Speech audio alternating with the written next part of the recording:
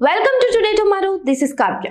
నటనలో టాలెంట్ చూపించాల్సిన ఓ నటి దొంగతనంలో టాలెంట్ చూపించింది.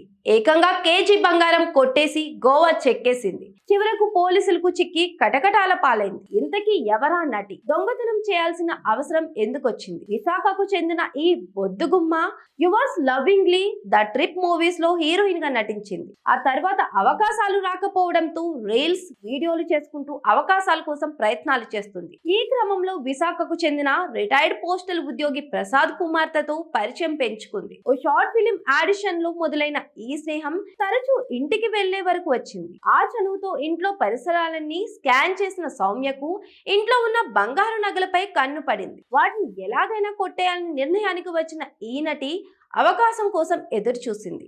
అదును చూసి కిలోకు పైగా బంగారం కొట్టేసి కూల్ గా గోవాకు చెక్కేసింది సౌమ్య. ఓ వివాహ వేడుకకి వెళ్లాలని ప్రసాద్ కుటుంబం భావించింది. కానీ ఇంట్లో చూస్తే నగలు కనిపించడం లేదు. దీంతో షాక్ కి గురైన ప్రసాద్ కుటుంబం పోలీసులకు సమాచారం అందించింది. ఇంటికి వచ్చిన వాళ్ళందరి వివరాలను పోలీసులకు వివరించారు.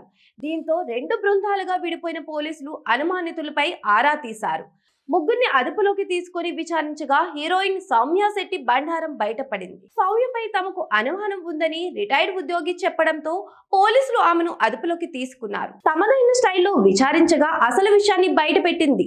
దీంతో ఆమె దగ్గరున్న సొత్తును సీజ్ చేశారు. సౌమ్యను కోర్టులో హాజరుపరచగా న్యాయమూర్తి 15 రోజుల రిమాండ్ విధించారు. సోషల్ మీడియాలో హాట్ ఫోటోలు, మత్తెక్కించే రీల్స్ పోస్ట్ చేస్తూ నేటిజన్లకు పిచ్చెక్కించే ఈ ముద్దుగుమ్మలో చోరకల కూడా ఉందని తెలిసిన నెటిజన్లు ఆశ్చర్యపోతున్నారు. తీయగా కుటుంబ సభ్యురాలిగా మాట్లాడే సౌమ్య లాంటి వాళ్ళతో జాగ్రత్తగా ఉండాలని సజెస్ట్ చేస్తున్నారు పోలీసులు.